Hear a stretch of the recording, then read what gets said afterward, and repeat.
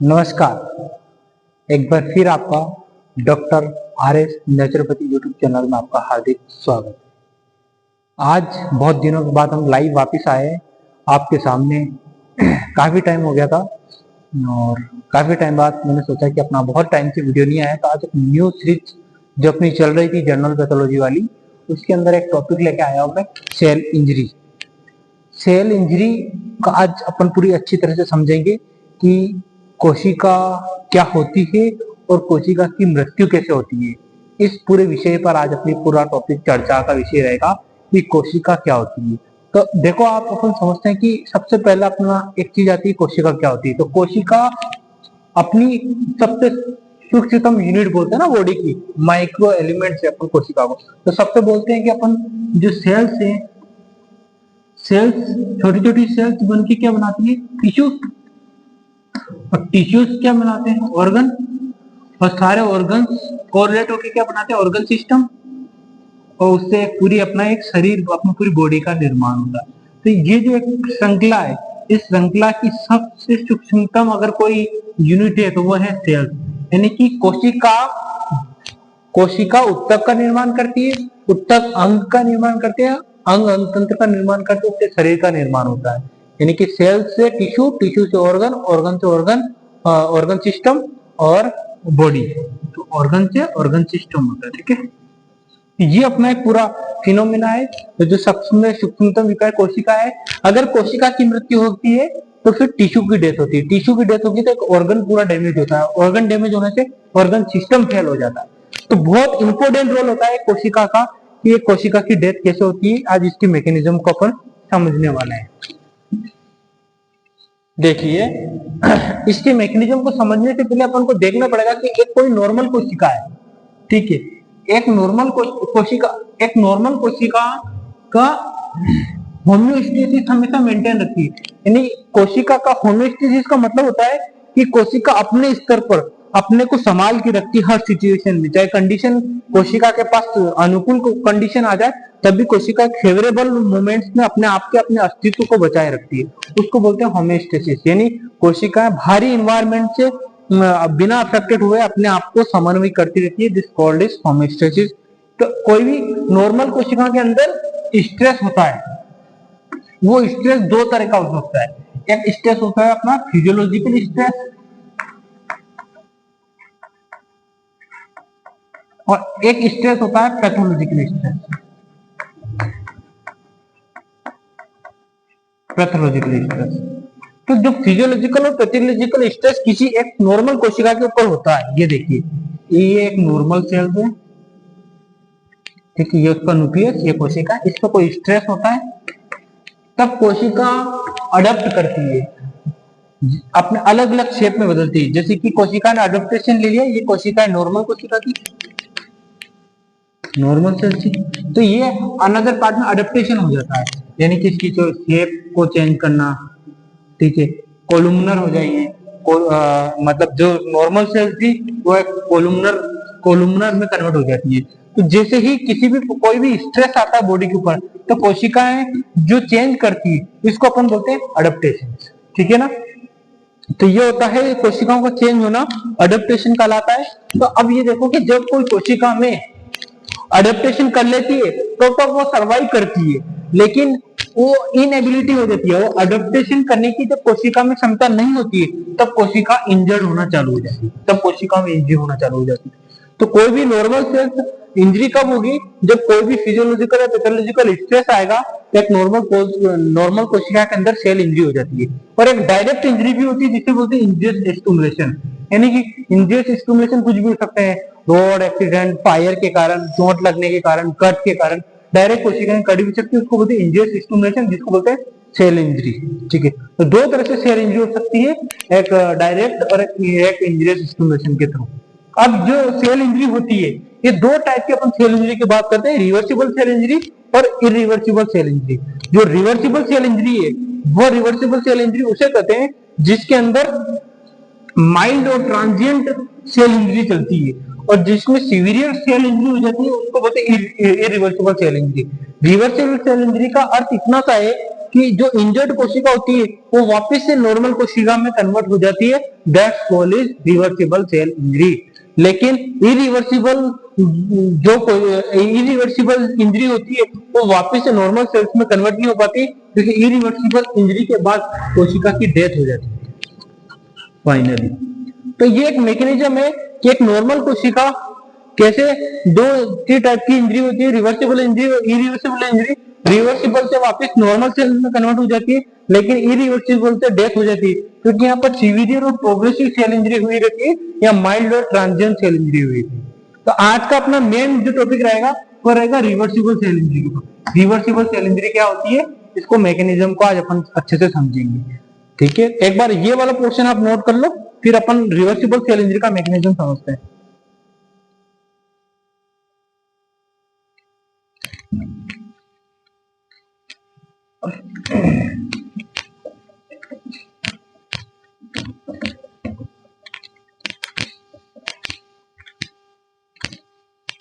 आइए मैकेनिज्म समझते हैं, रिवर्सिबल सेल इंजरी का मैकेनिज्म समझेंगे। क्या समझेंगे अपन? रिवर्सिबल सेल इंजरी का मैकेनिज्म।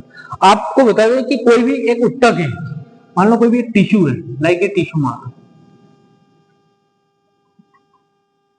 इस टिश्यू को ब्लड सप्लाई जो आती है, ऑक्सीजन की आपूर्ति की ब्लड सप्लाई वो थ्रू आर्टरी आती है, और ये टिश्यू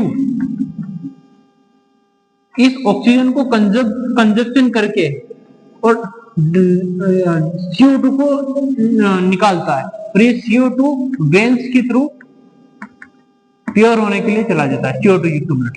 तो जो आर्टरी के थ्रू प्योर ऑक्सीजन युक्त ब्लड आती है उसको तो कंजप्शन करता है, और जो टिश्यू से जो CO2 निकलती है वो वेन्स के थ्रू ऑर्गन टिश्यू से पास आउट होकर बाहर निकल जाती है। इस टिश्यू में छोटी छोटी सी सेल्स होती है, छोटी छोटी सी कोशिकाएं होती है ना, छोटी छोटी सी। इस टिश्यू के अंदर छोटी छोटी सी कोशिकाएं पाई जाती है, सेल्स।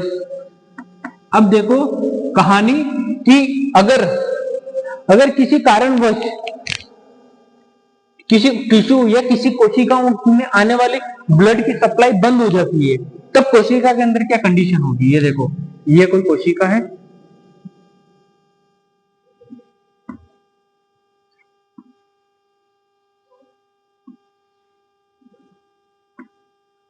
किसी भी कोशिका को ब्लड की सप्लाई की आपूर्ति बंद हो जाती है, ब्लड सप्लाई बंद हो जाता है।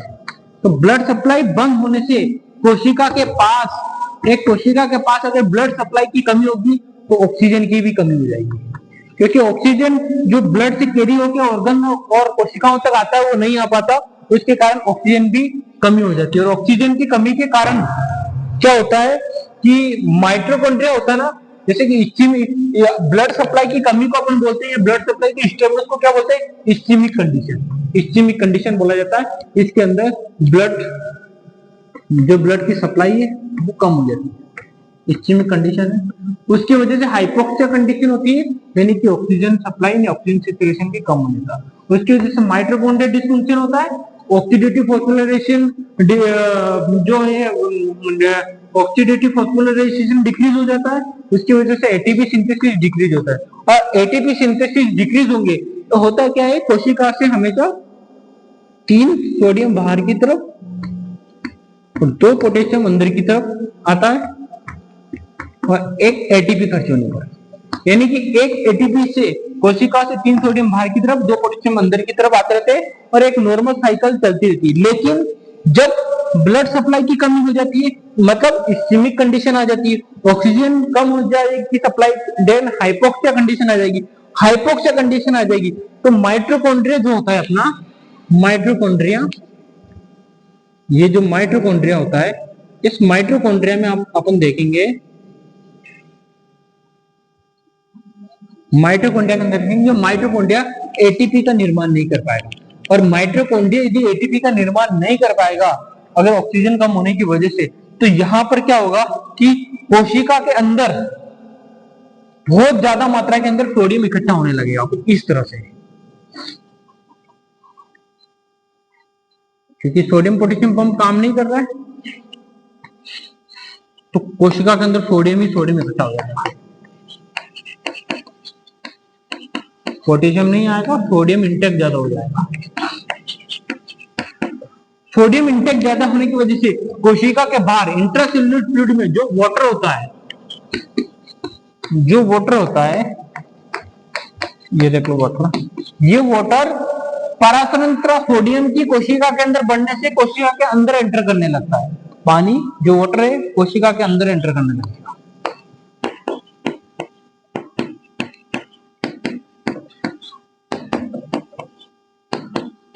कोशिका के अंदर वाटर एंटर करने से कोशिका क्या हो जाएगी, स्वेलिंग आ जाएगी। कोशिका में स्वेलिंग आ गई, बहुत ज्यादा अमाउंट में वाटर इकट्ठा हो गया, क्योंकि वाटर एंटर किया ही जा रहा है, क्योंकि सोडियम पोटेशियम डिक्रीज हो गया और सोडियम की क्वांटिटी कोशिका के अंदर बढ़ने से पानी लगातार बढ़ता जाता है और कोशिका स्वेलिंग होती जाती है। बहुत ज्यादा कोशिका में अगर पानी आता है तो कोशिका के जो माइक्रोविलाई रहती है ना, माइक्रोविलाई भी पूरी तरह से देखो ये खत्म हो जाती है, माइक्रोविलाई खत्म हो जाती है और ज्यादा स्वेलिंग आती है, तब कोशिकाओं में बल्ब फॉर्मेशन बन जाता है, लाइक इस तरह से।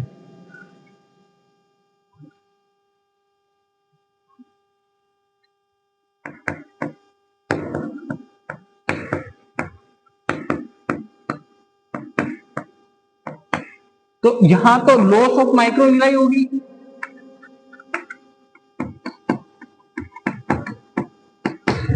और यहाँ पे स्वेलिंग आएगी कोशिका के अंदर, यहां बल्ब फॉर्मेशन हो गया। अगर कोशिका ये यहाँ पे जो कोशिका थी, सोडियम पोटेशियम पंप स्टॉप हुआ, सोडियम की क्वांटिटी कोशिका के अंदर बढ़ी, इंट्रासेलुलर स्पेस में जो वाटर था वो कोशिका के अंदर आया, तो उसकी वजह से कोशिका में जो स्वेलिंग हुई, स्वेलिंग होने से जो माइक्रोविलाई जो कोशिका की सरफेस थी वो लॉस हुआ। लॉस ऑफ माइक्रोविलाई होने के बाद में फिर से पानी बढ़ता ही जा रहा है, तो गुब्बारा से निकल जाता है साइड में, तो उसको बोलते हैं बल्ब फॉर्मेशन। यदि अभी ब्लड सप्लाई चालू हो जाती है, ऑक्सीजन सप्लाई चालू हो जाती है, माइटोकॉन्ड्रिया एटीपी सिंथेसिस करने लगेगा, सोडियम पोटेशियम पंप वापस से प्रोपल वर्क करने लगेगा, जो वाटर कोशिका के अंदर एंटर हुआ था वो वापस से कोशिका से बाहर निकलने लगता है और कोशिका वापस से नॉर्मल हो जाती है। इसको बोलते हैं रिवर्सिबल सेल इंजरी। इसका मैकेनिज्म को इधर समझते हैं। फर्स्ट कंडीशन है इस्चेमिया, ब्लड सप्लाई का रुकना, ऑक्सीजन का कम होना, माइटोकॉन्ड्रिया डिसफंक्शन होना, ऑक्सीडेटिव फॉस्फोराइलेशन डिक्रीज होना, डिक्रीज एटीपी होना, उसकी वजह से सोडियम पोटेशियम पंप वर्क नहीं करता है, जिसकी वजह से इंक्रीज इनफ्लूज वाटर कोशिका के अंदर आने लगता है। उसकी वजह से क्या क्या सिम्टम्स होते हैं कोशिका के अंदर, सेल की स्वेलिंग होनी है, एंडोप्लाज्मिक रेटिकुलम की स्वेलिंग होनी है, लॉस ऑफ माइक्रोविलाई होना और बल्ब फॉर्मेशन होना है, जो मैंने अभी यहाँ की प्रोसेस में आपको बताया। इसके बाद एक चीज और होती है कोशिका के अंदर, इस कंडीशन के अंदर क्या होता है, जो एनारोबिक रेस्पिरेशन है ना वो बढ़ जाता है, क्योंकि ऑक्सीजन की कमी से कोशिकाओं के अंदर एनारोबिक रेस्पिरेशन बढ़ जाता है, और एनारोबिक रेस्पिरेशन की बढ़ने की वजह से लैक्टिक एसिड की मात्रा कोशिका के अंदर बहुत ज्यादा बढ़ जाती है, तो लैक्टिक एसिड पूरी तरह से बढ़ जाता है। ठीक है, लैक्टिक एसिड हो जाता, लैक्टिक एसिड बनने से इसकी जो पीएच होती है वो डिक्रीज हो जाती है, जिससे क्लम्बिंग ऑफ न्यूक्लियर क्रोमेटिन होता है। क्लम्बिंग ऑफ न्यूक्लियर क्रोमेटिन का मतलब है कि जो न्यूक्लियस होते हैं वो बिल्कुल पास पास आ जाते हैं, क्लम्ब हो जाते हैं। क्लम्बिंग ऑफ न्यूक्लियर क्रोमेटिन वो होता है एनारोबिक रेस्पिरेशन की वजह से। और अदर एस्पेक्ट में देखेंगे तो जो राइबोसोम होता है वो एंडोप्लाज्मिक रेटिकुलम से डिटैचमेंट होने लगता है, डिटैचमेंट होने लग जाएगा तो प्रोटीन सिंथेसिस होना है, प्रोटीन सिंथेसिस डिक्रीज हो जाएगा।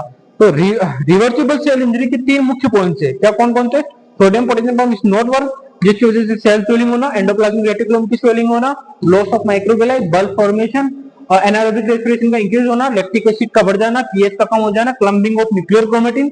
अदर एस्पेक्ट के अंदर देखें detachment of RBC and protein synthesis decrease होना। तो ये पूरी कंप्लीटली रिवर्सिबल सेल इंजरी।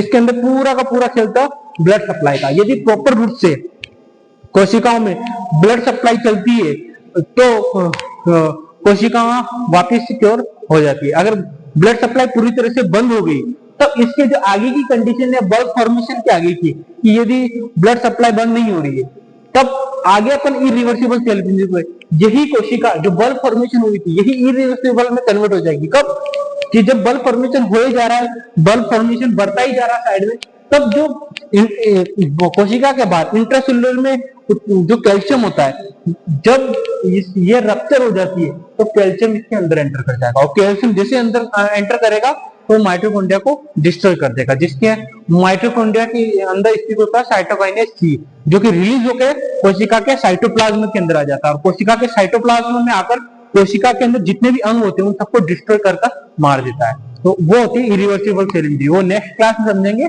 आज जो मैकेनिज्म था अपन का रिवर्सिबल सेल इंजरी का, जो मैंने आपको कंप्लीटली समझा दिया है। तो आपसे निवेदन है कि मेरे जो मेहनत करके आपके सामने आता हूं, तो एक सब्सक्राइब तो जरूर बनता है और एक लाइक, क्योंकि आपके लिए इतनी मेहनत करके आ रहा हूं और आप एक छोटा सा लाइक और एक आपका एक सब्सक्राइब बनेगा तो मुझे उससे मोटिवेशन मिलता है कि हाँ, मुझे काम करना चाहिए इस वर्ल्ड में। Thank you so much. मेरे वीडियो को पूरा कंप्लीटली वॉच कीजिए। थैंक्स।